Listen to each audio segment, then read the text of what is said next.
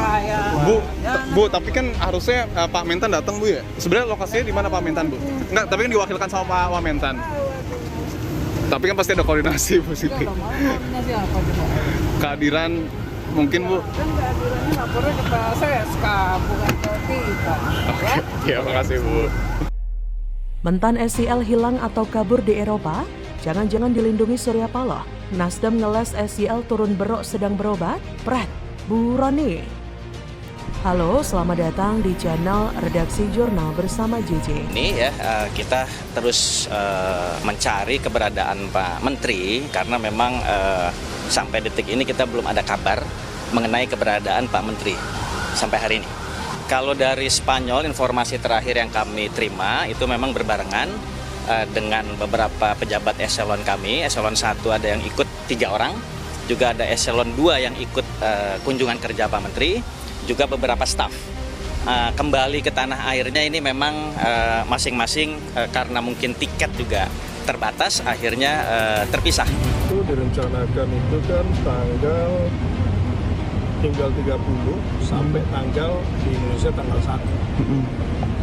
Tapi di situ kita sudah cek, belum termonitor di sistem bahwa yang bersangkutan sudah berada di Indonesia.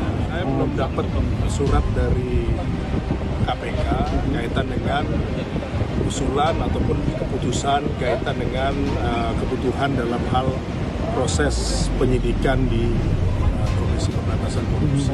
Beliau kan ke luar, belum sampai ke Indonesia, Mas. Nggak ada Pak ya, pada dekat ini nggak ada Pak ya?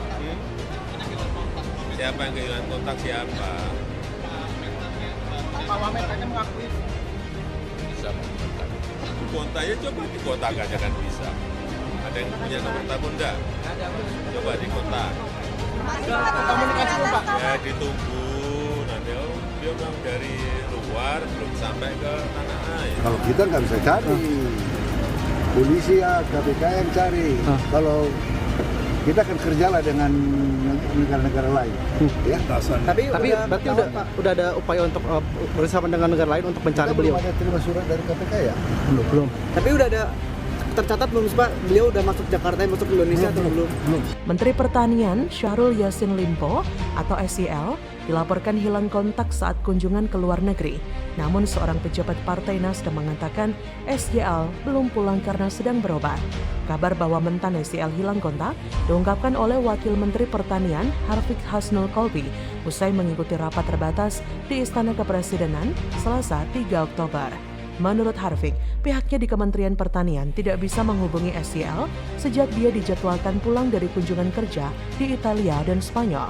Akan tetapi, Bendahara Umum Partai Nasdem Ahmad Sahroni mengatakan SCL belum pulang karena tengah berobat untuk sakit prostat. Menurutnya, SCL akan kembali pada 5 Oktober nanti. Sahroni beralasan SCL sulit dihubungi lantaran sakit prostatnya. Kata Ahmad Sahroni, Pak Mentan kena prostat jadi nggak bisa pulang ke Indonesia tanggal 1 Oktober. Disangka hilang tuh kan lost contact. Ya maklumlah, orang kalau sudah tua kena prostat, ya boro-boro mikirin telepon. Ya akhirnya nggak bisalah komunikasi. Tanggal 5 dia sudah di Jakarta kok. Menurut agenda resmi dari Kementerian Pertanian, SCL seyogyanya akan tiba di Indonesia tanggal 30 September atau tanggal 1 Oktober.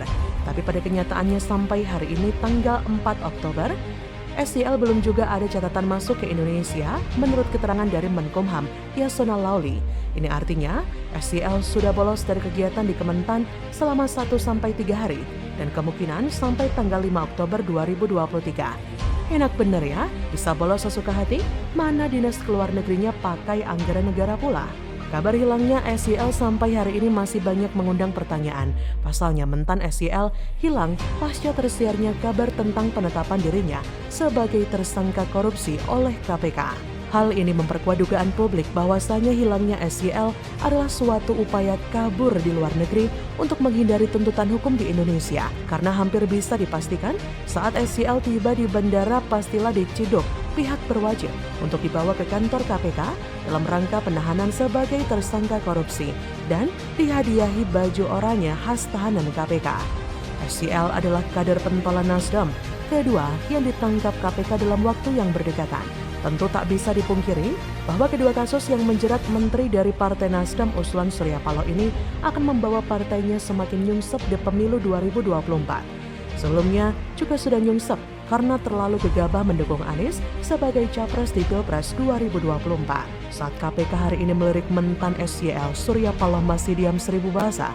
Katanya masih mencermati perkaranya terlebih dulu dan menunggu perkembangannya di KPK. Tapi gesturnya tak bisa berbohong bahwa sudah dipastikan Surya Paloh akan membela kadernya tersebut. Dan pasti semakin kuatlah dugaan bahwa kasus-kasus kadernya tersebut ada intervensi politik atau intervensi kekuasaan dengan alasan karena Nasdem mendukung Anies yang selalu mengkritik Jokowi. Balik lagi yang dipersalahkan pasti Jokowi lagi.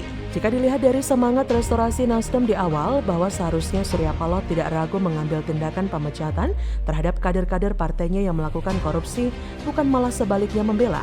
Jika yang terjadi demikian, maka sudah bisa dipastikan elektoral Nasdem pasti akan terpengaruh drastis. Sebabnya, para konstituennya kecewa. Ternyata Nasdem tidak ada bedanya dengan Partai Demokrat dan partai-partai lain yang kadernya koruptor. Terbaru, Nasdem mengkonfirmasi jika SYL sakit dan menjalani pengobatan atas penyakit prostat yang dideritanya. Sakit adalah alasan para koruptor untuk menghindari dari proses hukum. Semoga saja strategi hilang ini tidak bersumber dari rekan separtainya di Nasdem. Apalagi dari sang ketua umum Surya Paloh dalam rangka menghindari proses hukum yang akan membuat partai yang dibangunnya susah payah jatuh ke jurang yang lebih dalam. Kalau pada akhirnya SYL ditangkap KPK, bisa dipastikan keberadaan Nasdem di koalisi pemerintahan akan semakin tersingkir. Dan itu artinya sumber daya untuk memenangkan presiden dukungan Nasdem di pemilu 2024 akan semakin berkurang. Jadi, bagaimana menurut Anda?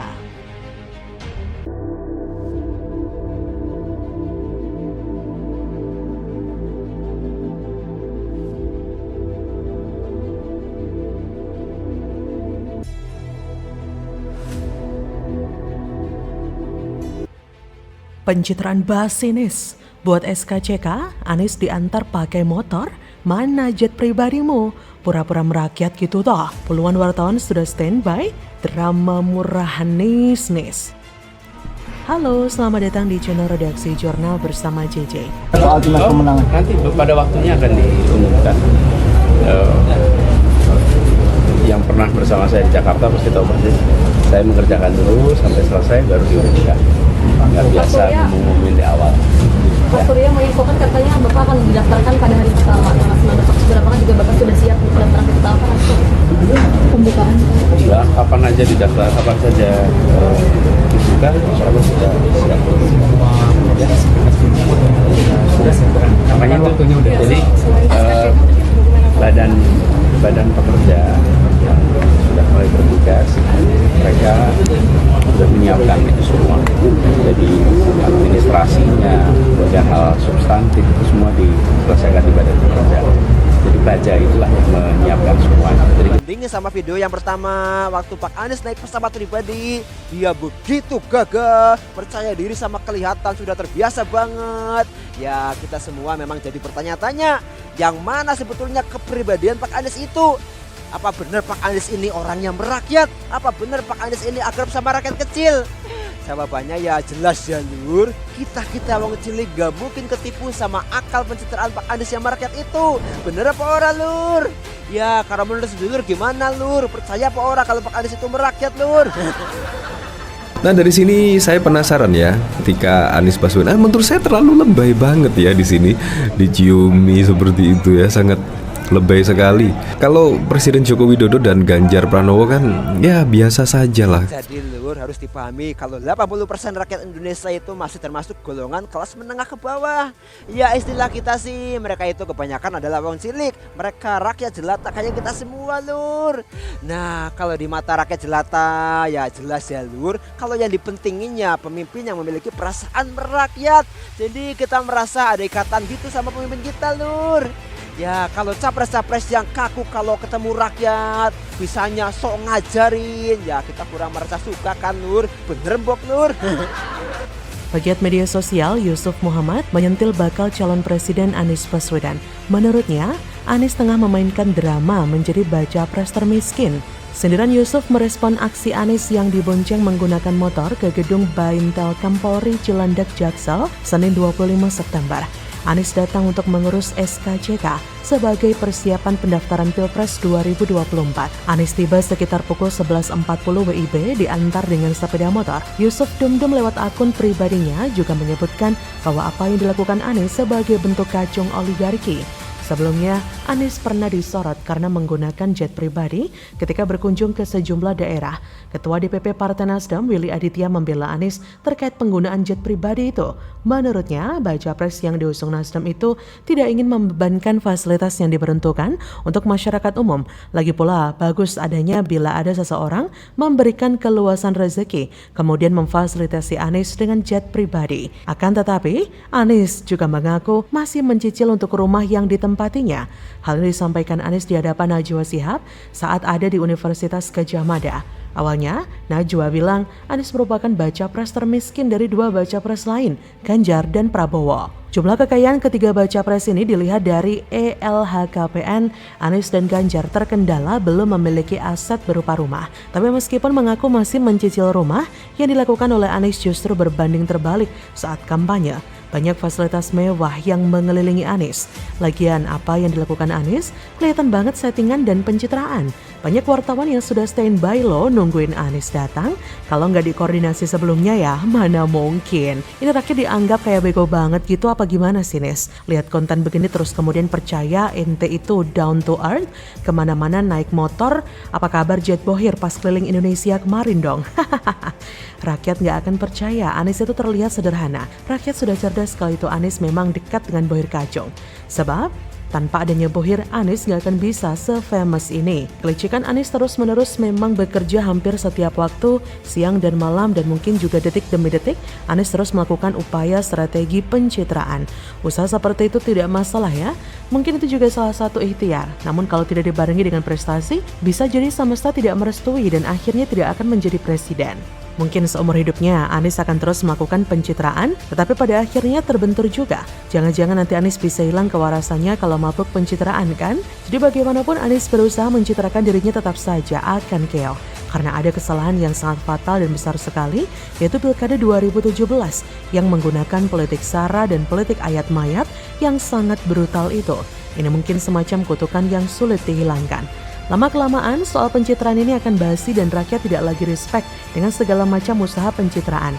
Rakyat malah ingin terjadinya sosialisasi pejabat dengan cara-cara yang alami, seperti misal kumpul bareng, makan bareng, atau dengan berbagai kegiatan yang berinteraksi langsung dengan rakyat. Jangan tiba-tiba keruk-kerugot pakai tangan ya.